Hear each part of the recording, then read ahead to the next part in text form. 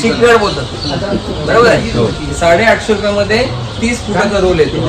ते स्टँड येतात, 40 रुपयाला एक स्टँड येतो. जवळपास 4 ते 5 स्टँड तुम्ही लावू शकता. स्टँड लावण्याचा फायदा काय होतो, हे सरकत नाही, पडत नाही, काय नाही, बरोबर आहे. हा लावण्याचा दुसरा फायदा काय असतो की पक्षी एकावर एक पक्षी चढत नाही, बरोबर आहे. दुसरी गोष्ट, इकडे ब्रूडरच्या प्लेट असतात, त्या प्लेट लावायच्या, बरोबर आहे.